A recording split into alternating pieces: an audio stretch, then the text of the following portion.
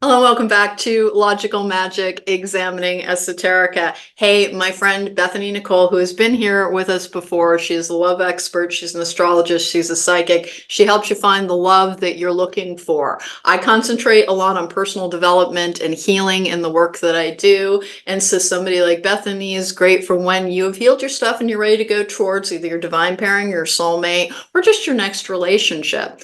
But today's topic is a little bit of a thorny one. It is heartbreak. And how do we heal from it? How long does it take? What should we do? What should we not do? There's a great long list of things. And remember, not everything can hold true for everyone, but we do follow patterns, particularly in the way that we manage our energy. So Bethany has some experience in this. I have some experience in this. Before I get started, let's get the housekeeping out of the way because I'm supposed to put it at the top of the podcast, not at the bottom.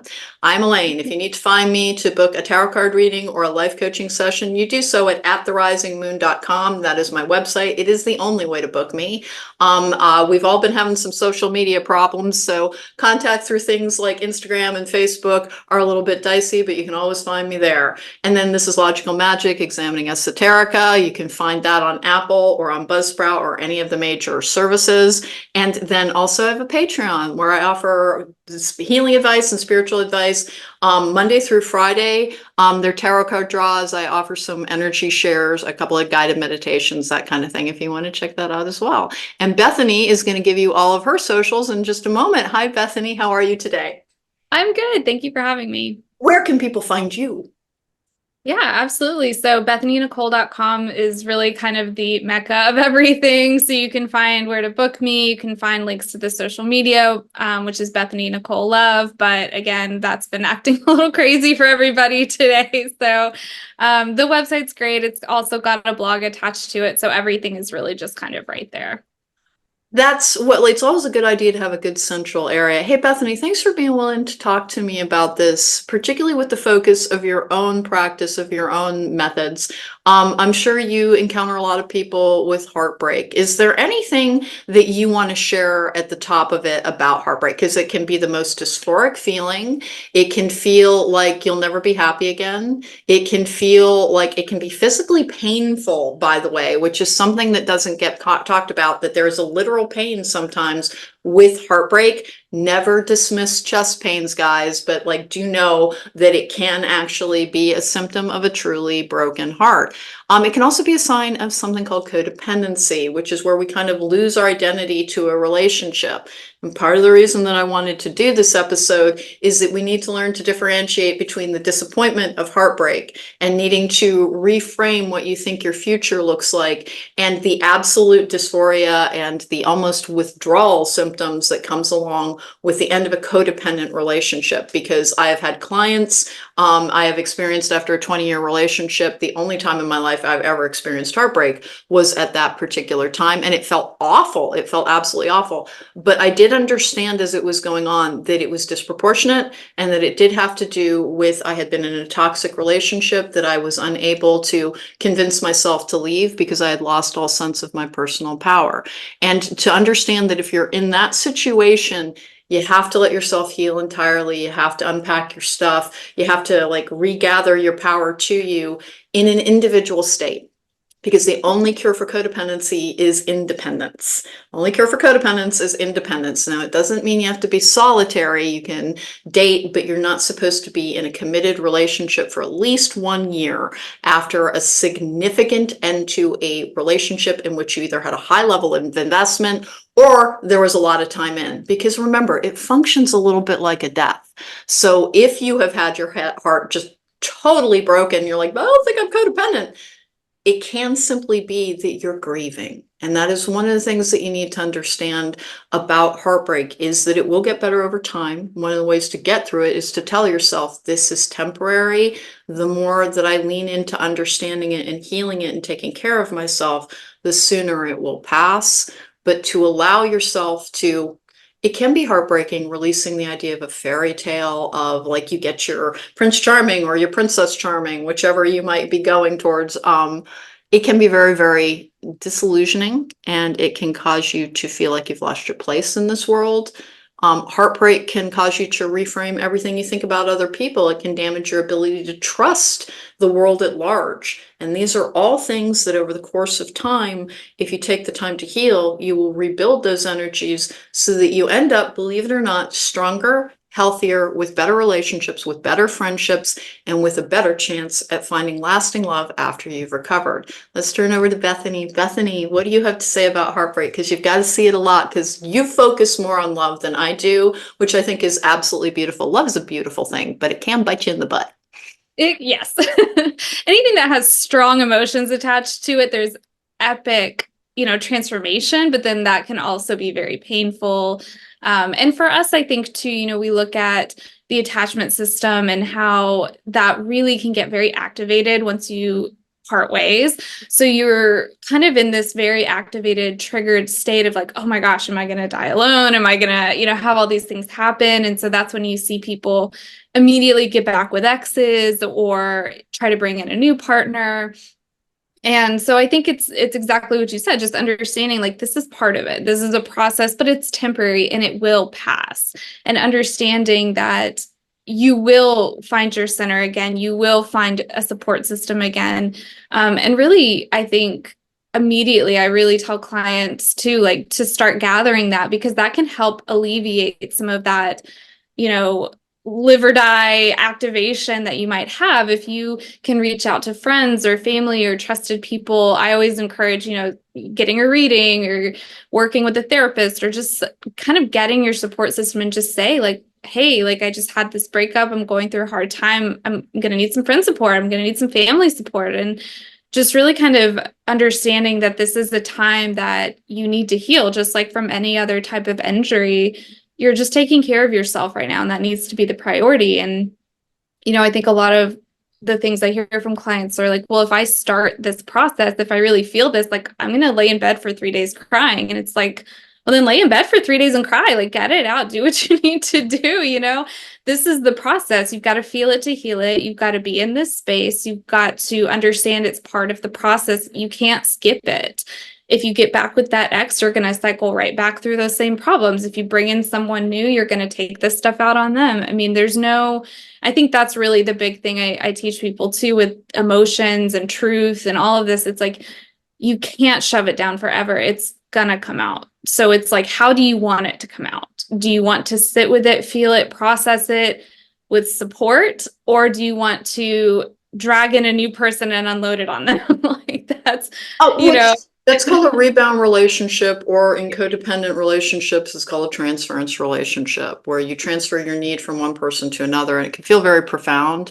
At the heart of a lot of twin flame connections is actually codependent transference, which can be very, very difficult for people to hear because they think their soul's involved. Other dimensional aspects of themselves get involved as well, so they can really feel like they're having like a otherworldly conversation with somebody. That's how deep the connection is.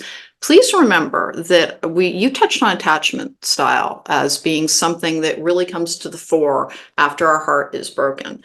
And I need everybody to hear this and understand that it is universally true.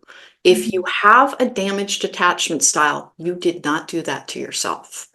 It's not an issue of weakness. It's not an issue of blame, but it is something to be like, well, if I understand this more, I can understand the choices that I make in relationships, and I can avoid my own pitfalls as I try to work out my core damage or my inner child work or my shadow work, all of which come from our formative experience. Now, there are situations where, my gosh, hearing that it'll pass, it almost sounds reductive, like you're being dismissive of somebody's pain. It's not meant to be so. When you're told that this will pass, it is to give you hope that there is a point in going through the process. Because there's almost no heartbreak that you can't, if you lean in on your healing, on self-understanding. And as Bethany touched upon, do not be afraid to go towards multiple sources of support in a professional capacity as well. Because remember, we can overload our family and friends. So if you're really going through the poo, go ahead and readings, therapists, sometimes support groups, self-help books. A lot of people find tarot as they're trying to find answers about what's coming up, because it can almost feel like you're incredibly sensitive to any form of slight in the aftermath of like you're going to feel more as your emotions are bigger. Have patience with the process, and that's what the worth of "it will pass" is. It is not saying, oh, poo-poo, it will pass, get over it. It is saying that you, as dysphoric as this feels, as profound a feeling as it can be, when your heart is absolutely shattered. And you usually see that at the end of a long-term relationship, or heaven help the poor people who ended up in relationships with people who had potentially a personality disorder or were enacting cycles of abuse or generational trauma from their own upbringing, is finding out that the person that you were involved with was never really the person that you thought they were. You saw them as you wanted them to be. That is also not an issue of weakness. That's actually quite a compliment. If you viewed somebody who was duplicitous or not emotionally invested or callous as an empathetic or a kind soul, it means that's who you are. Yeah. So start taking stock of the, hey, I found out this person, because that's what happened in my marriage. I found out that he was not the person I thought he was by a lot. And that I had been in practicing denial because of my own attachment issues. That again, I've spoken a little bit about having like an epically, abusive background, but it's not because it broke me forever. It's because it gives me a flashlight to say, there's my damage, there's my damage, there's my damage. How do I fix this? And as you heal, you will understand yourself so much better. You will know how to keep yourself happy so that you don't accept the wrong people as you're in pain, looking to an external source to alleviate the heartbreak of the heartbreak or the pain or the emotional loneliness that can come along with the breakup. It prolongs a period. It prolongs the need to heal. And sometimes we can get things to kind of regress. We can push the pain down, and there will be something called fragmented energy when we do that. And it will come back. And it is one of the reasons people get triggered. People get triggered and have disproportionate emotional responses because there's something back there in their emotional closet that they have yet to unpack and yet to understand. So it comes out in these big, oversized emotions called triggers when they're most vulnerable.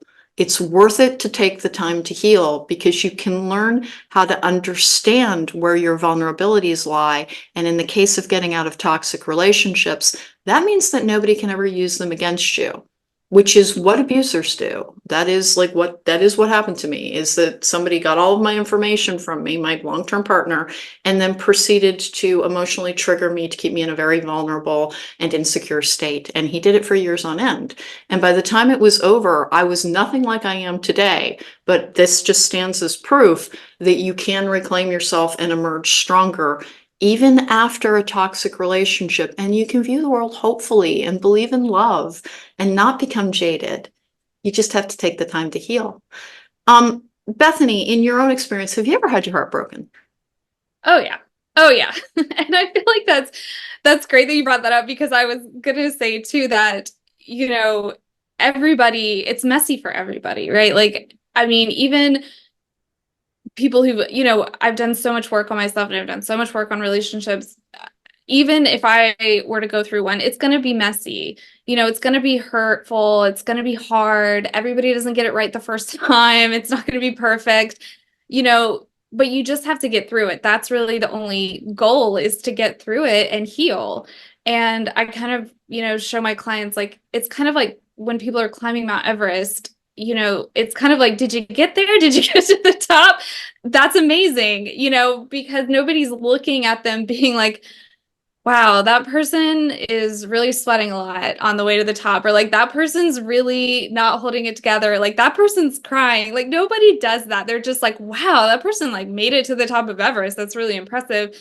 And so it's like your goal is just to heal. Your goal is to get through it and to heal. So it's okay if it's messy. It really is. It's okay.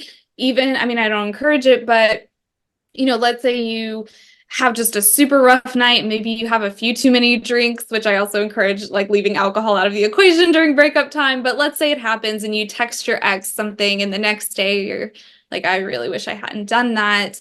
It's like, well, you kind of tripped on your way up the mountain, but that's okay. Like just get back up and keep going. And, it happens. Like it's messy. It doesn't have to look a certain way.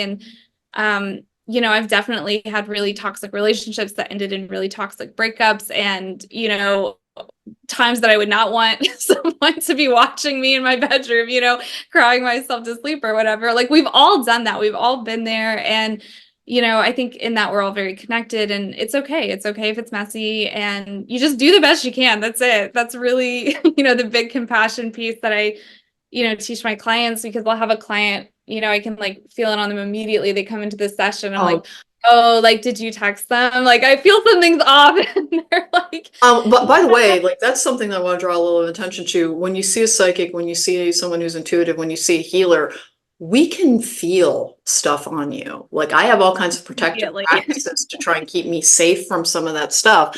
But like that's part of the reason sometimes readers have to be pretty persistent, is to get past the energies that are kind of like almost clogging you.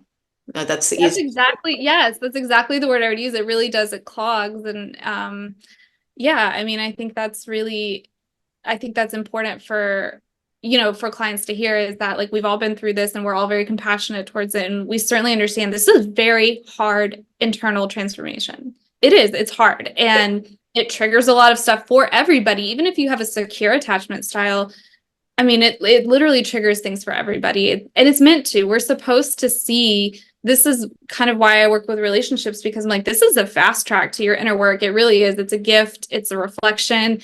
It doesn't feel like a gift. It feels horrible, but it's like, if you can even look at, in those really dark moments that you're having with yourself, what are the thoughts that are coming in? What are the phrases? What's the feeling that you keep rotating back to? Because that, I guarantee you, the most cringe aspects of that, that's where the magic is. That's where the hidden egg of power is. And if you can go back in there and reclaim it, talk about evolution, talk about transformation, talk about you becoming a completely different person. Because again, if you can look at, if their stuff is landing, there's some little part of you that maybe believes it, or that maybe feels like, well, is that true? And narcissists and different personality types are really good at that, right? Like they're really good at hitting on these things. But if you think about it from kind of a broad perspective, like I'll just give you a random example. Like, I'm 5'3", so that's like very average height for females. But if somebody were breaking up with me and they're like, you know what, you're really too tall, I would be like, that's odd, but okay, whatever. I wouldn't take that personally, because there's nothing inside of me that would be like, well, am I too tall? I'd be like, that's an odd thing to say. I would see that it's their work, it's their preference, it's their whatever. But if they were to say something more personal to me, that maybe there's something that I believe in, that now we're looking at, where's my inner work?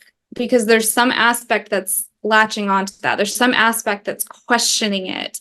And again, this is not to blame us. Like, it's just kind of showing us where the chink in our armor is, like where we need to go back in there and really, like, clean it up there, because otherwise they wouldn't be able to get in. And again, it's no shade on the people. Like, this is what narcissists live and breathe to do. They're very good at sensing. Abusive partners are very good at that, and gaslighters, just all of it. Like, it's a very special skill set they have to figure out. And they're constantly doing that, right? Like, they're constantly testing your armor to find out where the weak spots are. So That's important. That's important. yeah. Remember, if you got involved with somebody who's hugely toxic, it is not that you're stupid nor blind. No, no, no, no. They genuinely, they have a type they go for.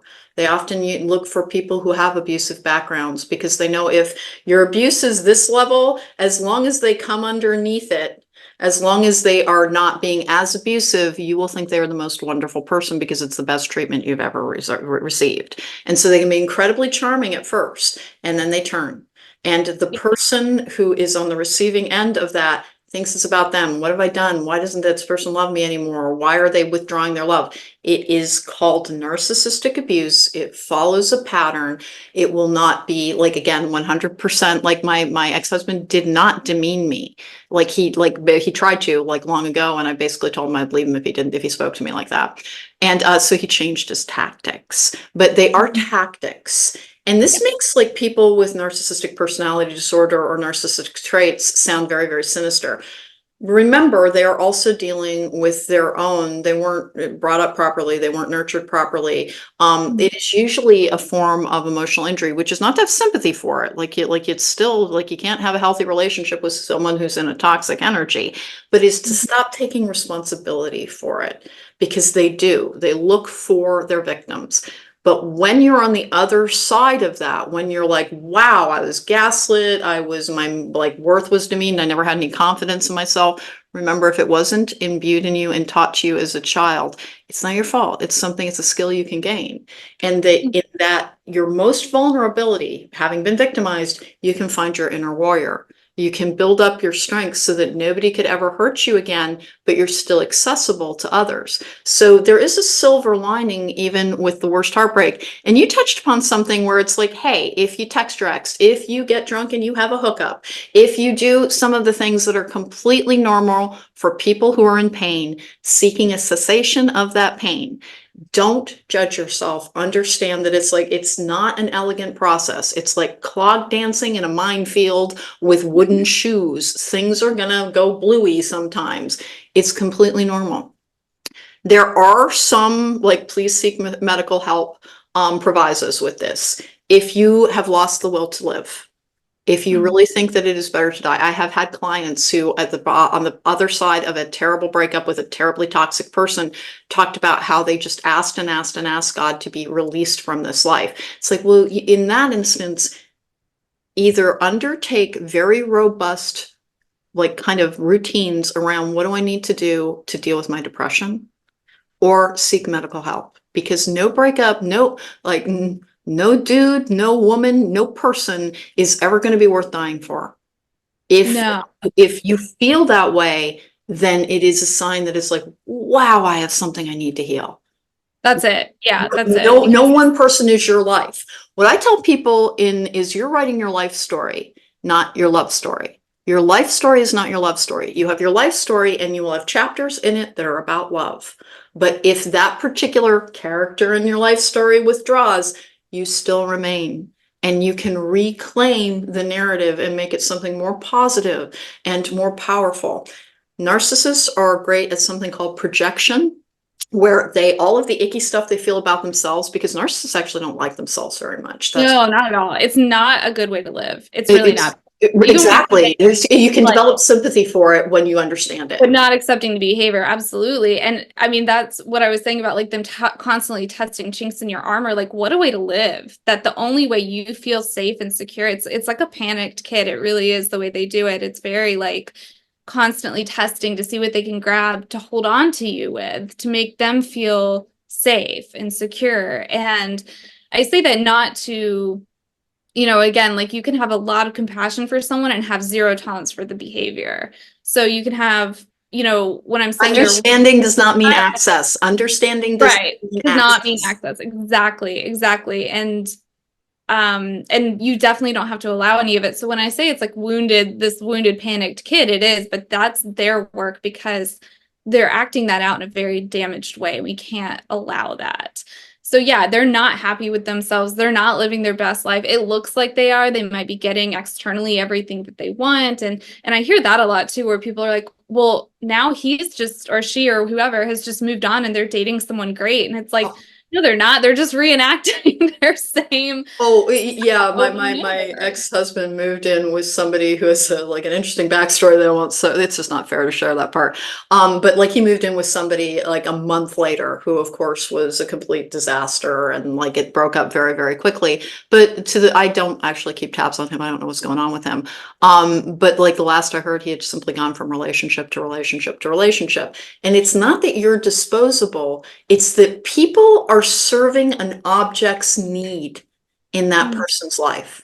So if your ex moves on really, really quickly and you're like, it's like, I didn't even exist, I never mattered. Well, a little bit, this is true because of their own psychological damage and their own, like, they do not have much depth in their emotional world, but it doesn't have to do with your value. And if it Yeah. takes you a lot longer to heal, then all that is telling you is that, well, this is how I will strengthen myself so it will never happen again. And again, if you go to a rebound relationship and you're like, I thought it was wonderful for the first 6 months or year, it is not that you're blind. It is that you were in a situation where your lessons were being brought to you in a lesser form, because all rebound relationships are like that. Like if you break up with one entirely toxic person and you go on to the next, you carry that energy forward. So you're dealing with your issues in the next relationship. Not all heartbreak is a result of toxic abuse or toxic relationship dysfunction. Sometimes we outgrow the people that we're with and they outgrow us. We want people to be compatible with us for 40, 50, 60 years. That is realistically not frequently found. So it is actually a really normal thing to have a once healthy relationship as we're moving away from the complete dysfunction that can cause the worst heartbreak that people have ever felt. Heartbreak can come from this person and I, when we met, we had such a great relationship. We were good friends. We did a lot together, but we didn't do everything together, because doing everything together is actually a form of codependency. You are meant to have exterior relationships. You are meant to have exterior interests. If you do everything in the buddy system, then not only are you setting yourself up for complete dysphoria should anything go wrong, because breakups are not the only thing that bring about heartbreak. People can die. People can become sick and die. People can have accidents and leave. There are external factors that have nothing to do with the breakup of a relationship, of the interplay of a relationship, that can also cause the dissolution of relationships. So what if you're dealing with the norm? Because part of the reason I wanted to do this, the normal type of heartbreak, the more normal type of heartbreak, was I read a statistic. I read a lot, usually from Psychology Today, a couple of other things, because understanding the inner workings of the mind helps me with the work that I do. And it talked about how quickly you should be able to get over heartbreak. And I was laughing because it said, if about 6, 8 weeks later, you're not really feeling yourself, then I was like, okay. If you get over something in 6 to 8 weeks, you're bummed. You're not heartbroken. Yeah. And it's kind of, that's the things didn't work out. It turned out we were incompatible when we started. You will not know the true nature of a relationship until you've had at once one major disagreement. And healthy relationships do have disagreements. They're not made of them, but if you never fight, that's actually a red flag, because There's a red flag. Yeah. exactly. There's friction in all relationships. It's part of what causes heat, by the way. So it's a completely normal thing. You need to learn how to have productive conflict, but you need to have one significant disagreement, and you need to understand each other's relationship to money, because that is at the source, and commitment. Those are the things at the source of most relationship dynamics. And we deal with something, and you and I both identify as women. So we deal with something that is like, our entire society says be paired up. If you're not paired up, there must be something wrong. Doesn't anybody want you? Like, That's the that kind vibe. of, That's the vibe. Yeah. it really puts a lot of pressure on women to view themselves through whether be valued by somebody else wanting them. Heal, and you will not care. You will not care, because you value and love yourself. And that is, by the way, what you have to love yourself first really means when it comes to having relationships. When you love yourself, you value yourself. You don't make excuses for mistreatment, which sometimes compounds the problem of heartbreak. Instead, you have a high standard for your treatment. And I have to tell you, like, I took a long time to heal. I am healed. I really feel very healthy these days. But it would take a really miraculous kind of guy, somebody who was really a good person, to make it worthwhile for me to give up my awesome life. I built an awesome life as a single person, where I have a lot of connection, a lot of interests, a lot of joy. Life feels good to me. I wake up excited about the future. Is there room for a guy in that? Maybe, but it would have to be a really good guy, because currently I have a really full life. And that Yeah. the most with heartbreak is building your full life after you stop hurting. That's it. No, that's literally the key to like, that is one of the biggest things where people say, I keep dating the same person, or I keep getting in these bad relationships. And I'm like, take the partner out of the equation. What does your life look like? Is it where you want it to be? Does it feel how you want it to feel? No partner, just take them out and see where you're standing in that. And they're like, well, no, I don't make the money I want. I don't have the job I want. I don't like my friend group. I don't like where I live. And it's like, let's start there. Let's start there. Let's start rebuilding your life in the places that you feel are kind of lacking, or you're like, well, I have this stuff from my childhood, like wherever it is, like, let's start there. And that is actually such a protection shield from partnership that is toxic, or because you feel it so much faster. You're like, I was really happy, and now this person is creating a scenario that's making me less happy. I don't want this. They're not filling any void. They're there to help elevate you. They're there to help take each other higher. And that's one of the best protection systems that I try to implement with my clients is like, can you get to that space on your own where you're looking around at all the aspects of your life, and not that everything has to be perfect, but that it's on the way, or like you're building something, or you're in a space where you're like, my life feels really good as it is. And then you bring in partnership. And now you're looking at these higher elevated partnerships that aren't built on, filling a need for each other, chaos, or whatever they get filled with. And that's another level too that I kind of work with my clients on, is they tie in together. I call it the OF factor, where it's like, if you've grown up in certain situations or been around certain types of people, sometimes you are just very desensitized to things that you really shouldn't be that desensitized to. And building a life that feels good to you is another way to help protect you from that. But it's like something that this person is doing, whether it's how they treat you, things they say, things they do, like, drugs, alcohol, whatever, it's not setting off the alarm bells for you that it would for other people. Mm-hmm. And they're more used to something, if let's say they grew up in a home where their parents had healthy conflict resolution, right? If they got with a partner who was like screaming at them, their OF factor is like ringing like crazy. They're like, oh, I don't want any part of this, because they've seen healthy conflict resolution, right? If you grew up where screaming at each other was more of a normal scenario, even if you didn't like it as a kid, even if you're like, I don't like this, there's some part that could absorb that as normal, and your OF factor is just not going off. So what does OF stand for? Oh, fuck factor. Yeah. Okay. Gotcha. Gotcha.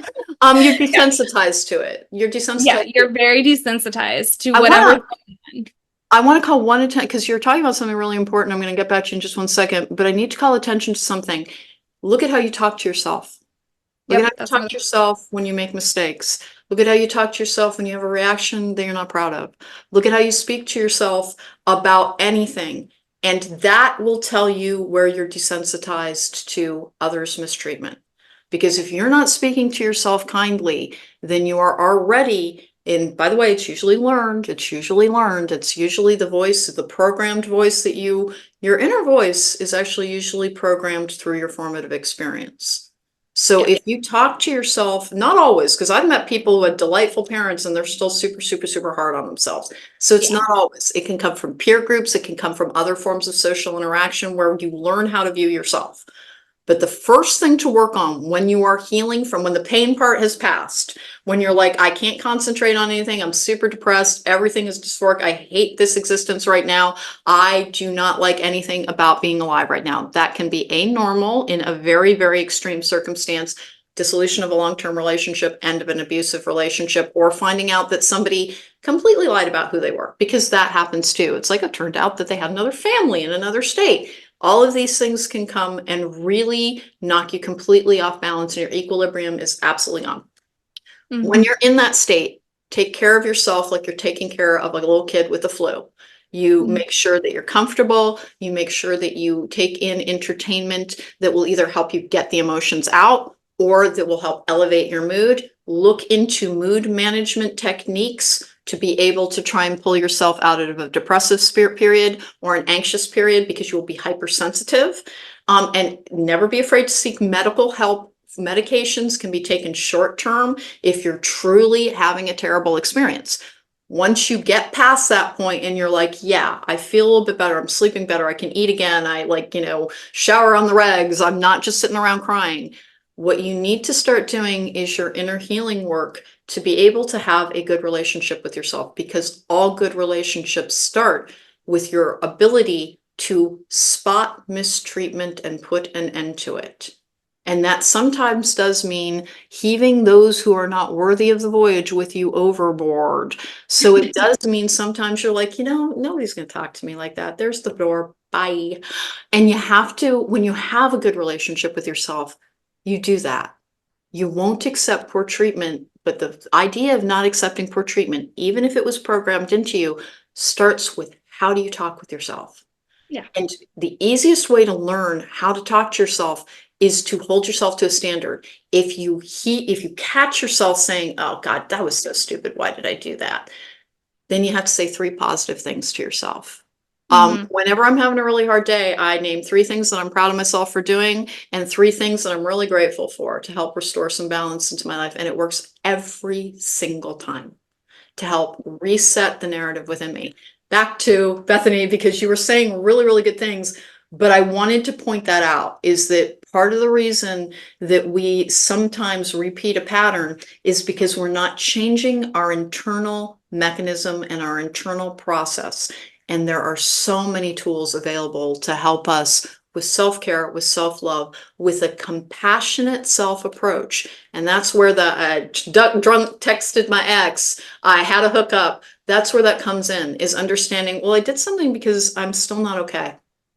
And Yeah. it's okay that I'm not okay. I Yeah. was I'm working starting on in it. fresh tomorrow. And what did I learn? I learned that maybe I shouldn't be drinking right now. Or Yeah. maybe when I am, I should lock my phone up. Like, or Yeah. Give it to turn it a on to friend, whatever. Yeah. exactly, exactly. Set up a call list for your friends as well for like, I just need to talk to somebody. And it doesn't really always have to be about what you're feeling. Sometimes distractions help as well. So Bethany, I'm sorry to have interrupted you, but like that's such an important part of how do we get the love that we want after a heartbreak is how are you talking to yourself? Hmm. How are It you giving that love to yourself? How are you investing in yourself? How are you creating, because that does take self-love to say, you're not going to talk to me this way, you're not going to treat me this way. You have to have that sense of value and worth and love for yourself. And I think that comes into play, especially because I hear a lot, but I love them. I love them. And it's like, you've got to love yourself more. You just have to. At the end of the day, you have to love yourself so much that even if you love this other person, you can't allow them to do what they're doing, whether that's, talking to you poorly or whatever it is. It's really blaming you got, for their problems, which is something yeah, your self-love narcissists has do. to be really high. Yeah. Um, you do like to prevent it happening again, to prevent cycles, because everything happens in cycles, to prevent you from being in a cyclical pattern around the type of relationships that you have until you resolve the damage that is allowing these negative energies into your life. It honest to goodness starts with the idea that approach yourself with love, kindness, and compassion. When you learn to do that, then anybody who tries to approach you in any other fashion or takes you for granted or treats you as being lesser, then you let them go because you have you. You don't need somebody else to convey worth to you because you know what it is. And you have a firm sense of what your treatment should entail because you've learned to treat yourself properly. And that And is sometimes really I at feel the like, crux. yeah, like sometimes I feel like it's a little bit fake it till you make it, even. Like sometimes, I teach some of my clients to use boundaries kind of with themselves that where I have them create like the deal breakers. And I use this in my own dating practice because this was something I had to work on too, where especially if you're empathic, especially if you're doing this, in these types of fields and you're really feeling other people's stuff, you can be very compassionate to what they're going through and really feel for them. Um, so if you can create kind of a deal breaker list and just use that as your own boundary when you're stepping back out into the dating world. So it could be something like, I mean, this is random examples, but like they're not legally divorced. That's a deal breaker for you. They talk about their ex throughout the first date. That can be a deal breaker. And I literally have people write them down so that they can go back to them if in the moment they're starting to kind of, shake a little bit. It's like, this is your boundary. Remember, you made this for a very specific reason. This is your self-love boundary. And it really does help. They're like, oh yeah, I did. I wrote this down. It's right here. I'm sorry, I can't go on another date with you. You're still legally married. Like I can't do that. And it's like it's self-love and then you maybe go on another date with somebody who doesn't have that going on and you see how that worked. You're like, oh, thank God I didn't go back out with this guy. He had so much going on. Or you kind of fake it till you make it until you get good at doing these things on your own. And then you don't even need the list anymore and you've kind of gotten your own groove. But it doesn't always like flip a switch. Sometimes it's a little bit, you kind of have to put it into practice and you can be a little wobbly. And the danger word I teach my clients is the word well. like WELL, because Mhm. it's kind of a little red flag that you're talking yourself into something. Like, well, he said he's almost divorced, or like, well, he didn't drink that much on the date, or well, He he was only talked probably about nervous. He was It's probably probably nervous. Yeah. whatever it is, it's almost always an indication that you're talking yourself into something that you don't genuinely believe or feel is authentic. Not always, right? But I'm No, like, it's a good litmus test. It's a good litmus test. Never like somebody I'm going to use one of my clients as an example. I'm positive she will not mind because there's no identifying characteristics. This relationship has long since ended, but she was on a dating app and she did not want to be with any smokers. The guy who showed up, the guy she ended up living with for a couple of years, he was trying to quit. He was a smoker. He told her he wasn't. well, he's trying Stop, to stop, quit. stop smoking. And exactly, if he hasn't quit, remember smoking's a form of addiction, then like that you're getting involved with somebody who does not have a good relationship to themselves yet. And also he misrepresented himself. If somebody misrepresents what their status is, they are either codependent and they can't do their work before they get another relationship, or they are showing you who they're going to be in that relationship, which is somebody who fudges the truth when they feel like it to get what they want. Yeah. That's a very slippery slope. Red flags can be very easy to spot. It turns out like, oh, he's not divorced. Look for the pink flags too. If you want to have a better relationship after heartbreak, because that's part of it. Like most people get their heart broken, like they don't want to give up on the idea of love unless it's like something that is so catastrophic that like it really goes into like years of therapy were required type of thing. Um, Mhm. Most people want to have another chance at it. But please remember this because it's universally true. You cannot keep something that is not meant for you. And that which is meant for you will find you. You will And not will not have to, survive. Yeah. honest to goodness, you do not have to go, well, what if he's my soulmate and I just dismissed him because of this one little thing? Aren't I holding people to an impossible standard? If the standard is honesty, that is not an impossible standard. That Do you is see the what you lowest started bar to that clear. sentence with? You started that sentence with the word well. Like, See, and well, what everybody if can he's my tell. It's soulmate? See, it comes up all the time. well, what if he's my soulmate? Exactly. Honest to goodness. First of all, as you heal, if you've had really difficult relationships in the past, you will find multiple things. Your type is very likely to change. I look back at like I'll even watch old television shows and like like Gilmore Girls is the for instance that I'll use where like I really liked a particular character and now I was like what that's like he's and then I'll see value in a different one that I was entirely dismissive of. You Yeah. change the way you view others, the way you view their treatment of others. You're less likely to be as accepting of people taking their moods out on you as well. Yeah. There are so many areas where if you hold yourself to a standard of, I would rather be with awesome me, having fun just with me, my friends, my interests, my career, whatever else it might be, then your space will not be filled by the placeholders that come in to try and teach us these lessons. One of the things I saw on TikTok, because I really do seek out all of these things, was a woman talking about how profound the heartbreak can be for particularly women who were brought up, believing in fairy tales, believing in the idea that like we all have soulmates, that like you will find that one perfect person, that life is so much about love. One of the most profound levels of heartbreak is accepting that it is actually a fairy tale and it is more likely to be untrue than it is true. Now, it can be found. It can be found, but the lasting, enduring, compassionate, healthy love requires you to have a compassionate approach to self, be healthy within, be able to fight your own battles as well, because none of us need a protector. You learn how to protect yourself, and when you learn how to protect yourself, you don't view like people as being your knight in shining armor. You're so like, hey, I have a shield and I have a sword, and you better watch out. You know Yeah. your own power. You know your own power. If you have had dissatisfying relationships, it does not mean that that's all you will ever have. And you never need to leap at the chance of a relationship. You never Yeah. have to. You never have to try and make somebody fit the template of the person who's right from. If they just, the other thing that they do The other red flag, the other thing to avoid is thinking that if somebody changes this, quits smoking, gets divorced, changes that, learns how to speak more kindly. I'm always sharing this. The big red flag that I missed in my ex-husband that is so giant that people are like, that is not a red flag, that's a red flag factory. Like that person is merchandising red flags with that one. He told me he hated people. And I felt sorry for him. I was like, wonder what happened to him that made him think that. Instead of going, you're an Yeah. angry, misanthropic person with a very conflicted inner world that you might heal from, but you're not healed from right now. So bye. That's what I should have done. But I was not in a healthy energy either.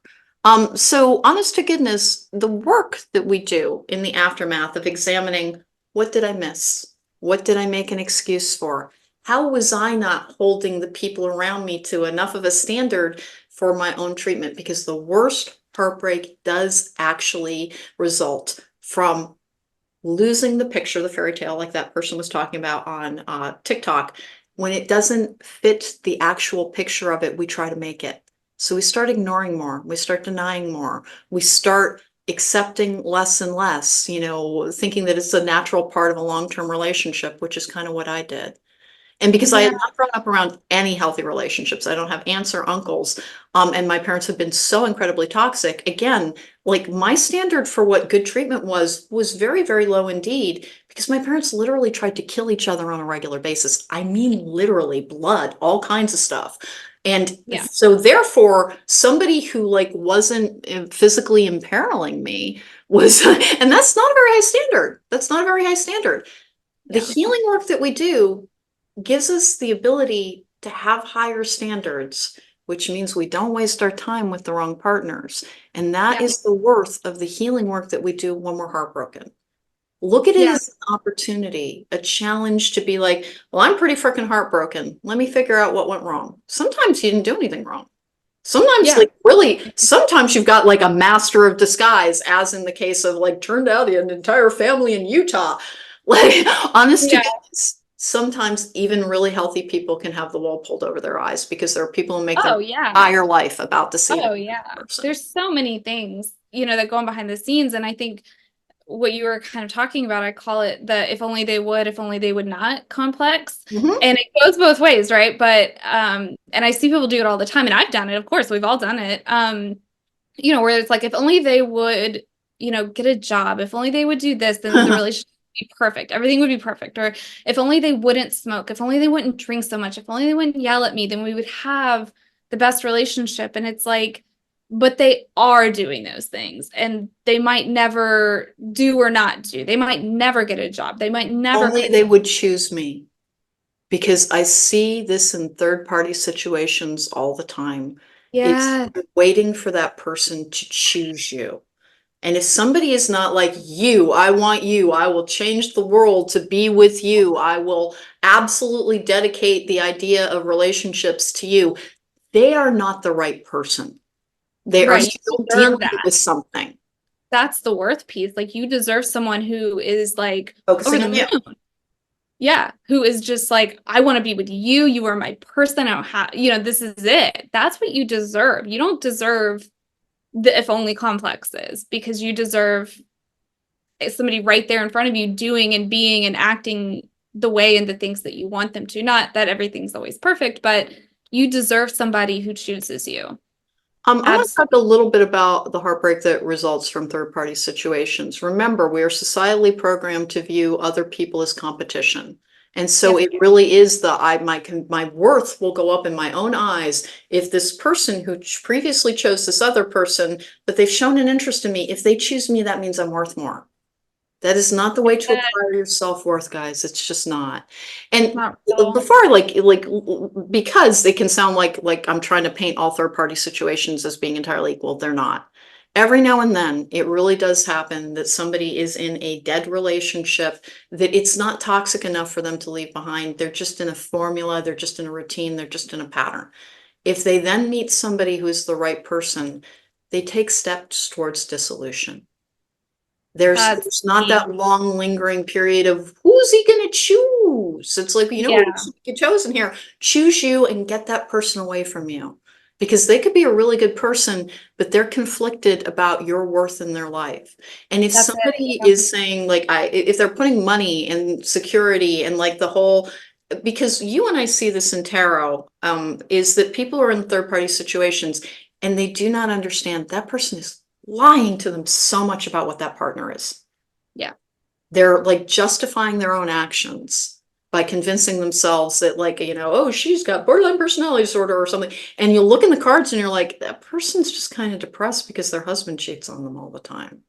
Yeah, and that's There's another thing. If they're talking like that about their partner to you, they will talk about you that way to other people. And that's the thing too. I mean, you really, because I do, I think we talked in our last thing a little bit about soulmates and karma and different vibes. So I do think that sometimes we get in partnerships that aren't the best fit for us, but they kind of work. There's nothing really wrong with them. And then we do meet a higher level of connection. And then sometimes we have to leave the relationship to get into this new one. But that's the difference, that those steps immediately start being taken. There's not a whole ton of destruction You'll in know its it. way. You'll know it. Like it Yeah, really, like it's night and day from the long right. lingering. I've been waiting for a year and a half, 2 years, 3 years, 6 years for somebody to leave their partner, but they're staying for the kids. It is not actually healthy for children to be around people who do not love each other. Right. No, it's It just is very, not. So like it that's can the, if feel they that. are, then they want to dedicate their energy to being a parent, maybe in the best case scenario. That's not really making room for you. You deserve No. in your primary relationships to be the primary focus of that person's romantic attentions. You just do. Now, Yeah. polyamory exists, ethical non-monogamy exists. It's not that like I'm poo-pooing different types of relationship styles, but if you are looking for your person and one person in a committed relationship in a monogamous energy, then you're not going to find it in somebody who's engaging in non-monogamy. And it Right. does not convey worth to you if you take somebody else's person. It just means that you're then have somebody, and like that's not saying shaming or anything, it's just that that's the reality of it. If somebody leaves one person for you and does not end that relationship, then they're playing both ends against the middle, is how that used to be phrased. And then also, you will never be truly secure in them. Exactly. Yeah, you would always be wondering because they've shown their propensity to do this. And if you look at the situation from kind of a bird's eye view, right? Like, who does that situation actually benefit? Because it's Uh-huh. They got all person the they're sympathy married and love, and to. somebody who focuses on them, and you're alone a lot. Yeah. Yeah, like it's not the person they're married to. It's not you. And we just knocked out the theory that it's the kids. So it's them. Like that's the reality that I need people to like open up to is like if you bird's eye view this situation, you're miserable. The wife, even if she doesn't know, or husband or whoever, right? Even if they don't know for sure, they feel something's up. Like Oh, yeah. they're and the kids feel something's not quite right. Or So they're, the only or they're person denying a lot. benefiting. They're denying a Yeah. lot, which is what I did, I like invested way too much trust in my ex-husband after I shouldn't have. I just shouldn't have. And like you learn your lessons about that. And again, I really need to stress, if you're in that situation, you're not being judged here. You're just being reminded to please examine the situation and are you really valuing yourself? And that's where healthy relationships come from. That's where the end of heartbreak comes from, is learning how to only accept the treatment that is worthy of you, to be willing to let go of connections and be like, I stand on my own 2 feet all by myself whenever I need to. Independence is the thing. It doesn't mean extreme independence. It doesn't mean you never have support. It never means that, it doesn't mean that you never have a partner. It's that you're able to be by yourself. You're able to do it so that when the wrong person is trying to take up your time, you show them on their way. But reasonable timeframes for heartbreak. If it's a dating relationship and it's been like 2 to 3 years, you want to look at that, 3 to 4 month period of being like figuring out why it didn't work. Often it's just that you didn't have compatible whatever styles and it's not that toxic. Long-term relationships where you're mourning the concept of what your life was going to be You have to treat it like a death, and it can take 2 to 3. I saw one quote from a psychologist that, and no one's going to like this number, is that after the end of a significant relationship, you should look at being single for 5 years to really reclaim your identity. I think that's an arbitrary number, but that somewhere between 2 and 5 is the one to start looking for, because you're still reeling from the shock and processing after that. When you're in the middle of a difficult emotional process, remember, you are different than you will be when you are healthy. And that is why rebound relationships come in. I will see good ones, like incredibly reliable, like I call them golden retriever guys, who like these, they're a little bit of a rescuer thing, and they're not toxic and they're not terrible. It's like, when you're better, you're going to be bored, right? Everything that Yeah. feels secure and comforting about this teddy bear of a relationship, you will outgrow it, because when you heal, you grow. And That's so exactly it. Yes, I see that so much. I do. And I mean, you just nailed it. That's exactly it. It's safe, it's comfortable, it's almost like a relief for a lot of people. Like, and yeah, they get with them and they can even feel a sense, the relief can almost feel like not quite infatuation, that's not maybe the word, but it can mimic love, like that level of relief and appreciation and oh, I'm not single. Oh, I don't have to deal with it. It feels like it can mimic lower levels of love and connection. And they might not be a bad person at all, but they might just not be your person. And once you heal, you will outgrow them and start looking for the higher levels of compatibility. And that's kind of exactly. Compatibility is not based in he would never hurt me the same way. right. That's the new level, the new standard. And again, that's like where I get into the OF factor.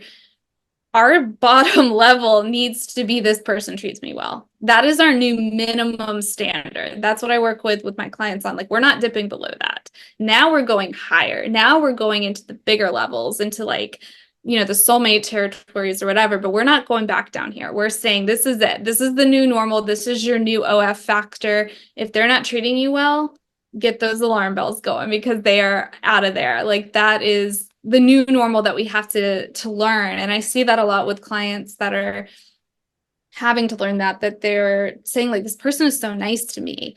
And like, that's new normal, right? Like, that's minimum standard. The person that you're in an intimate relationship with should be treating you well. Exactly. But that's not enough to sustain a long term. Like again, It's not. that's No. like let's face it, that's what you should get from friends as well.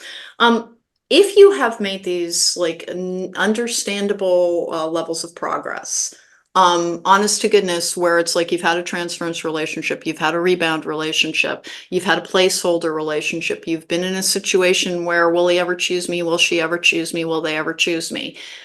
These are all, view them as an experience that is trying to teach you something about how to get the love that you deserve, and forgive yourself for whatever you've engaged in. Forgive yourself, because we are all Mhm. internal messes trying to reorganize our emotional health, and just start fresh with, how do I approach myself? How do I talk to myself? Have patience with the process, but no, it's not permanent. It's not. No matter how horrific it feels at first, like somebody's ripping your heart out of your chest, because I've talked to people in that pain, it does not last. As long as you keep going forward towards healthier and healthier things, and try to avoid, you've mentioned it before, alcohol, it's a depressant, unhealthy forms of escapism. But there are healthy forms, and I mentioned one of them. Like, I have my escapist TV. Gilmore Girls is very unlikely to ever cause any toxic problems in my life. It can be a nice, safe little thing that I put on when I wasn't feeling very well.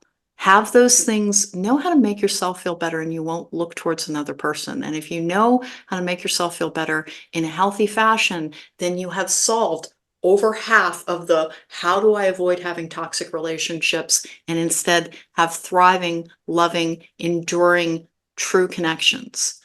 And it really does start with, you look at the red flags that you missed, because in toxic relationships, we all have done it. We've all done it. We've convinced ourselves the things we wanted to believe rather than what was true. And then you start working with how you talk to yourself and how you treat yourself and how you care for yourself. And you may find after a toxic relationship that all of your friendships change as well. Because unfortunately, toxicity does not just like it's almost like it desensitizes you to mistreatment in all other areas of your life. Yeah. Yep. You bring that OF factor back down. Yeah. Exactly. And it Bethany, do doesn't. you have any closing words on this? Because I'm Um, sorry to be abrupt. I looked over at the clock and I'm like, oh, we gotta go. yeah, I mean, one just like I feel kind of called to just say it out, I guess. One little nugget that I also hear a lot with my recent breakup clients that were maybe in relationships that weren't a great fit for them. Um, I hear a lot like, oh, but we had this very strong connection. I think they were my soulmate. It felt like past life. It was so strong.